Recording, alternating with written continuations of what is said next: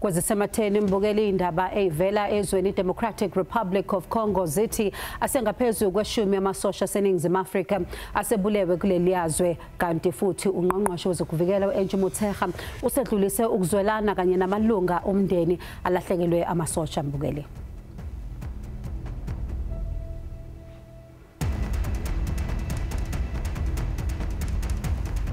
Mbukeli, the Judicial Conduct Tribunal has over the past 2 weeks heard evidence that between 2021 and 22, Eastern Cape Judge President Selby Mbenenge had allegedly sent Secretary Andiswa Mengo, a judge's secretary at the time, graphic text messages and photos and made sexual advances at work. The hearing is the first time a judge has faced a possible impeachment for sexual harassment. Namuhla ke mbukeli ohlelweni asikhulume Let's Talk will look at the prevalence of workplace sexual harassment, the power dynamics and how best it can be tackled. Asekubingelele ke mbukeli sikwamukela ohlelweni asikhulume Let's Talk mbukeli igama lami ngingubongiwe uMakhumalo wakwaZwane. Asekukhumbuze ke mbukeli ukuthi ungaba ingxenye loluhlelo ngokushayela ucingo inombolo zethu 0117140677 noma 0117140678. Ungabuye futhi mbukeli usithole emakhasini ethu okuxhumana ku-X SABC izindaba kanti ku-Facebook ikhasi lethu SABC izindaba. Ukuze kubelula ke mbukeli qala #asikhulume #SABC News bese ke ubhala umbuzo noma umbono wakho asikhulume.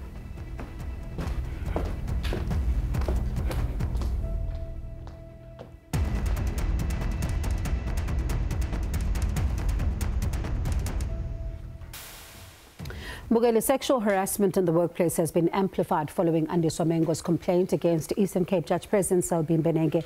Many victims of workplace harassment face challenges when coming forward, often fearing judgment or even retaliation. According to research Mbukeli agencies, 30% of South African women have experienced unwanted sexual advances at work, and only 37% of workplaces have a defined process for reporting sexual harassment. Mbukeli, sexual harassment happens most often to women, especially in workplaces, but men, Mbukeli, can also be victims of unwanted sexual advances. So before we get into today's discussion, let's take a look at this report.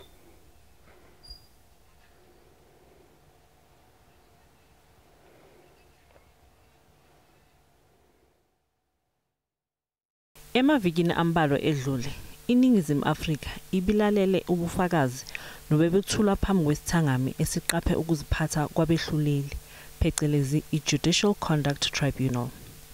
Unkosazana Andiswa Mengo nongunobhala umangalele ijaji laseMpuma Koloni uSelby Mbenenge ngokumhlukubeza ngokucansi. Lolu daba ludingidwe izinsuku eziyishagalombili. The complainant asserts that she endured sexual harassment in multiple forms, including the receipt of sexually suggestive messages through social media, and that will be on the platform WhatsApp, inappropriate comments and gestures regarding her physical appearance made in person while at court, and a specific incident within the Judge President's office during which he made sexual remarks and gestures of a similarly inappropriate nature. Unkosazana Mengo uvele phambi kwesigcawu ngenhloso yokwethula uhlangothi lwakhe nangokulandisa ngemiyalezo yokumakhalekhukhwini phakathi kwakhe nejaji uMbenenge. Yayi private party yakhe enoboya njengezanwele zakhe senhloko. Was it a video? Was it a photo? Can you explain to us what type of message was this? Yayi picture. U-Advocate Moses Khakhane okunguye omele ijaji uMbenenge kulesi sigcawu usole uAndiswa Mengo ngokuthi ubufakazi asebethulile buyadukisa. Evidence will be led that actually this picture you claim was sent from you can never be found by experts on the phone of the respondent. Do you have any comment? Okay, anayinto ngaphaya. It is false that in this time we're talking about, or any time at all, you were sent K8 or any image of private parts or a private part. Ngiyaphikisa. Isigcawu siguqile ngolesihlanu olwedlule nosekulindeleke ukuthi sibuye ngenyanga uNhlaba. Mbukeli ukudingida kabanzi ngenkinga yokuhlukumezwa ngokocansi emsebenzini asamukele ihambeli zethu uCeleste Low oyi-General Manager for the Tears Foundation Training Academy kanye noNtombi Mpanza Mpofu oyi-Labour Law Expert. Good evening to you both and thank you so much for your time. I'm going to start with you, Ntombi. How can I describe sexual harassment? Okay, sexual harassment it's an unwelcome conduct eyenzakalayo. So kusho ukuthi you can divide it by 3. Kukhona a conduct okuthi iba physical wherein umuntu uyakuthinta. Okay. Yabona? Azafike to stage sokuthi aza. So akulendaba ukuthi ukuthinta kuphi, it doesn't matter. Akunandaba. Okay. Uyakuthinta kuze kufike ukuthi masikhuluma ngokuthinta kuze kufike ku stage sokuthi lo muntu lo ufika ngokuthi aza akudlwengule. Uyabona? And then kukhona the verbal and non-verbal. So if verbal ila khona uthi uyaqhamuka njengomuntu osifazana endaweni yasemsebenzini uzo umsebenzi wesilisa ethi kuwe dudla untombi nongena basket uyangena emarket or nongena nkomo uyayidla inyama, meaning that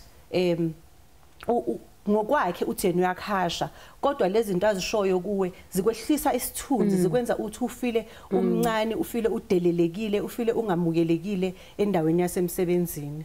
Bese kuba ne non-verbal. I non-verbal ke yona ila khona umuntu ukubheka ngendlela ethize akubheke ngathi uyakhalela kanje. So mhlambe kwesinye isikhathi mangabe you work with emails ngama phone ukuthumelela izithombe ezi expose ama private parts or uyahlambalaza uma ngabe khuluma nawe mawuqhamuka bathi njalo. So yileyo ke sexual harassment. And sometimes, Celeste, people don't know when they're actually crossing the line, especially in a work setting, because some people think that it's okay and I'm complimenting you, I'm telling you just how sexy you look in that outfit, but you have no idea that you're making somebody else feel uncomfortable. Yes, absolutely. So I think the thing in workplaces especially, but when we talk about gender-based violence in general, is we talk about culture, right? The culture of a workplace. So if we don't want to have that kind of locker room talk or, you know, the wolf whistling, and if those things are going to be no tolerance, it has to be no tolerance as a culture inside of a company. And so it has to be built and it has to be worked on, because we come from patriarchy. We come from the kind of places where that was tolerated before, but it can't be tolerated now. So there are laws, but laws are only good enough if we have the correct culture and the correct application of those laws. And what does it do to someone who experiences this? Well, you know, sexual harassment, just like any of the sexual offences, it's a devastating thing for survivors, right? Especially because it's so difficult to report. So the one thing about sexual offences in particular, if we're talking GBV, but whether we're talking physical or we're talking emotional and psychological, is that the onus is on the survivor to report, to bring forward evidence, to take the flack from everyone, no, that couldn't have happened, to prove that something happened to them. So not only is it the fallout from what actually happened, but it's that whole trauma of trying to get justice or trying for people to see that something has happened to you. Ntombi, the trauma can be into engaqeda amandla. You know, some would describe it as debilitating, because you're finding yourself with so much responsibility that you must bear. Kodwa kwesinye isikhathi uthola umuntu ahlale laphayana mhlawumbe emsebenzini kwenzeka lokho, you then don't have the support uqalaphi in order to be able to see if you can be able to even report noma mhlawumbe kube khona umuntu ongakwazi ukuthi ukhulume naye la iduzane. So uma ngabe sise emsebenzini kwamqashi kuba khona indawo efana ne I would say i-wellness department. Uma ngabe kukuthi ngoba kaningi kuba ukuthi uhlukunyezwa umuntu o superior than you, so ukuhlukumezeka kuba between a senior employee with a junior employee. So you check who do I run to? Yeah. You can run to ungagijima mhlambe uyobikela umuntu wesifazane oku same age as you ukuthi umtshela ukuthi ngivelelwe ile nkinga, ungaya e-wellness, ungaya ku supervisor, then it will be attended there. And then kakhulukazi mangabe sisemsebenzini ku wellness emsebenzini siqeqeshiwe ukuthi uma ngabe kuza umuntu nesikhalazo sokuthi uhlukumezekile ngokwecansi emsebenzini kufuneka leyo ndaba leyo sithathele phezulu singayithatheli phansi ngoba indaba yakhona is very serious. So nakhona masithatha kumele ukuthi ibe imfihlo, akumelanga ukuthi wonke umuntu ayazi. Isizathu sokuthi senze ukuthi ingaziwa yiwo wonke umuntu ukuthi sizama ukuvikela i-victim ngoba uma ngabe iphuma le ndaba ugcina i-victim iba bullied futhi emva kokuthi already seka usehlangabezene nesigameko sokuthi uhlukumezekile ngokocansi. And Celeste, that's where the problem is sometimes, because you say it, you're not believed, and sometimes it's women who then would say to you, but hang on, do we really need to believe this because certain power dynamics are at play there? Yes, and you know, obviously there's a whole bunch of things at play. So sometimes there's the fear of that person also losing their job. Sometimes it is a dynamic where women support the patriarchy, right? And that is a problem in itself. But then if we're taking cases where the perpetrator is actually not a man, where it's a woman, we're talking power base. So a lot of sexual offences are about power, and they're about control, and they're about subjugating other people. So sometimes that dynamic is more important to look at that dynamic of the trying to keep a person in a position where they are, where you feel like more and they feel like less. When we come back from the break, I want us to talk about and flip the coin, right, as to how then, if you're a man and you're experiencing this, how do you deal with this? Because in some instances, you'll be told that as a man, you should be happy that a woman finds you attractive, and you can't even be reporting this. But I want us to explore this further when we come back from the break, and how do places of work actually do put reporting mechanisms in place to be able to assist some of the victims.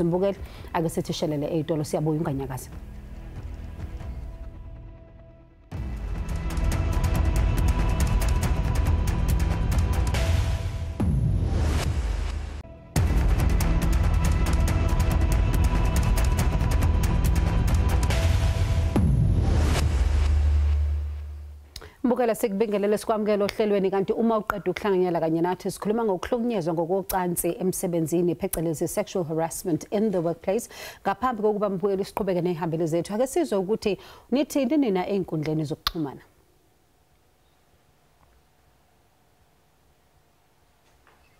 All right, mbukele sizoqhubeka sithathe your Facebook comments in just a moment. Kodwa angize kuwe Ntombi, when you look at reporting lines, right, in some of these companies njoba bowusho ukuthi kwesinye isikhathi uyakwazi ukuthi ukhulume mhlambe nomuntu wesifazana oseduzane kwakho, and uyakwazi mhlambe ukuthi kwesinye isikhathi uthola usizo kodwa kwesinye isikhathi ungaluthola usizo. But what happens then uma mhlambe inkampani ayinayo i-clear guideline ukuthi qhubeka kanjani when it comes to reporting such cases, ukuthi uqalaphi, ithini process nenze njani? Kusho ukuthi in a situation like that, it's very important that umqashi kufuneka ukuthi ngaphambi kokuthi abasebenzi umsebenzi nje aqale ukusebenza kukhona into isibiza ngokuthi induction, la khona umsebenzi uyachazelwa ukuthi usebenza kanjani la emsebenzini. This is how we do things.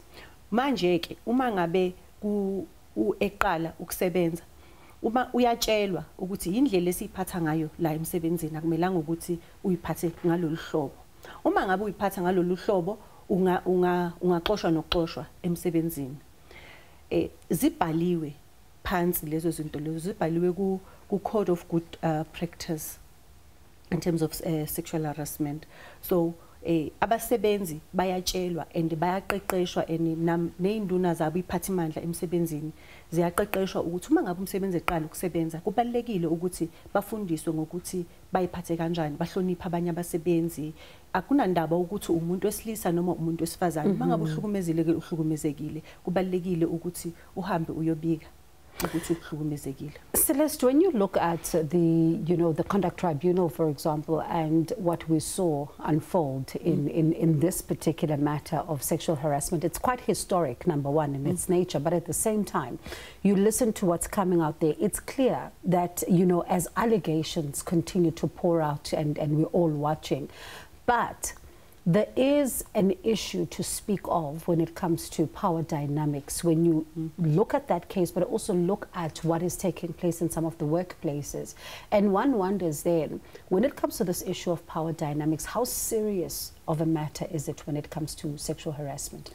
Well, you see, the thing is, if you are being sexually harassed by someone who is your boss, for instance, there's a big problem. Because the first thing is, if you are on a lower level and you are being forced into things, so you're not being physically forced, but you're being coerced into it, it can be extremely difficult for you to report. It can be very difficult for you to collect evidence. It can be dangerous for you to collect evidence.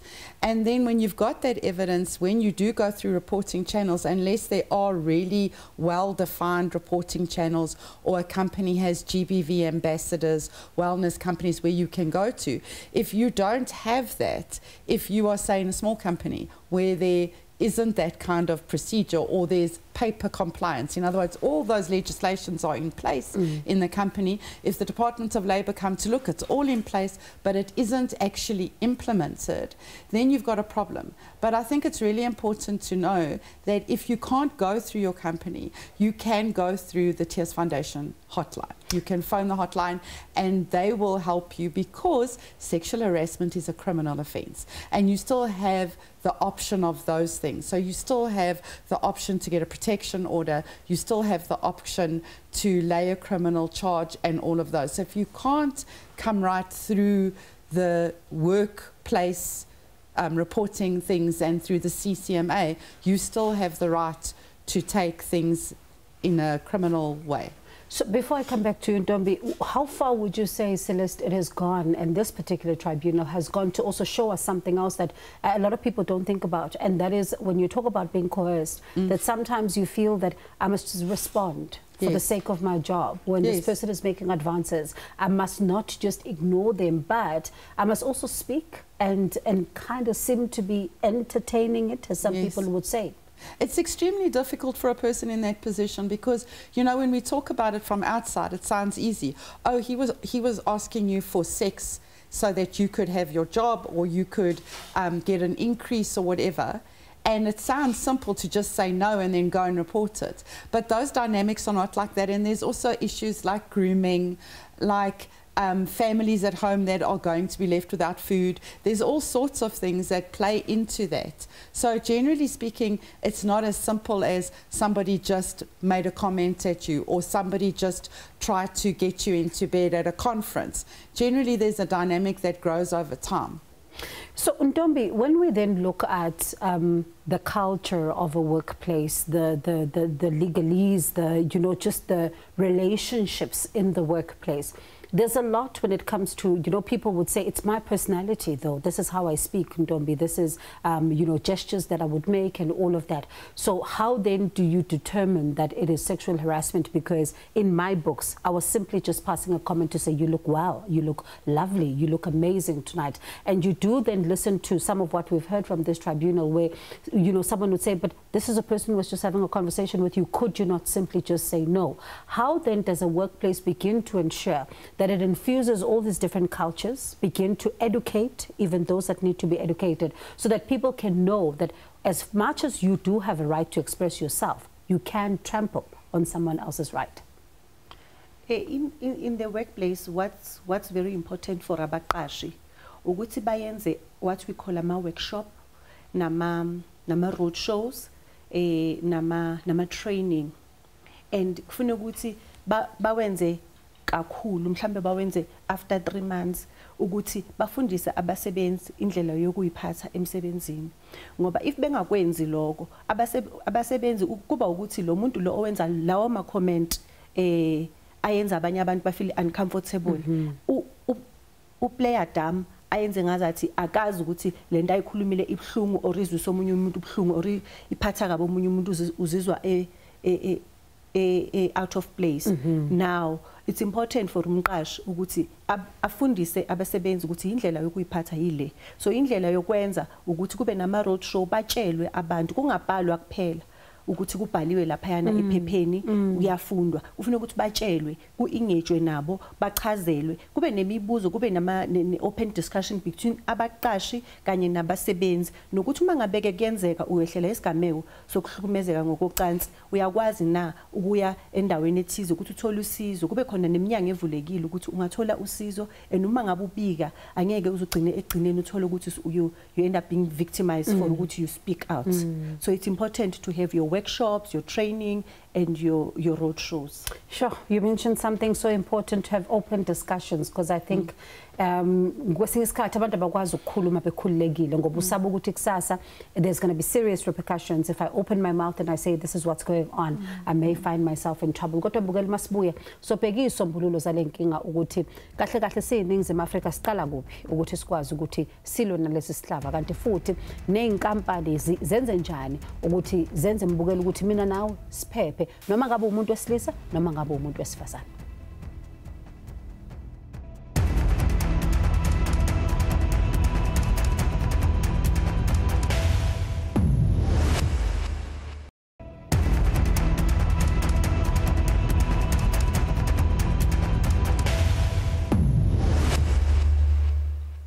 Mbukele sesiphetha nje ake sizwe isombululo ukuthi yini esingenza ukuthi silwe nalenkinga yokuthi uhlukumezeke ngokocansi emsebenzini. Celeste, I'm going to start with you. There have been over time where we've seen that campaigns are being slammed, that they're not working and simply not creating enough awareness. Have these worked and should we be looking towards this direction in order to try and fight this? I think campaigns do work to an extent, but I think what we really need is training, and that's why Tears Foundation has started the Training Academy.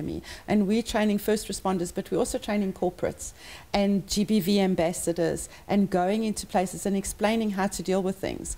The most important thing for me is education now, because all the other things that we've been doing hasn't worked. So we are doing Bridging the Gap training to teach people how to handle things, how to implement things practically and on a grassroots level.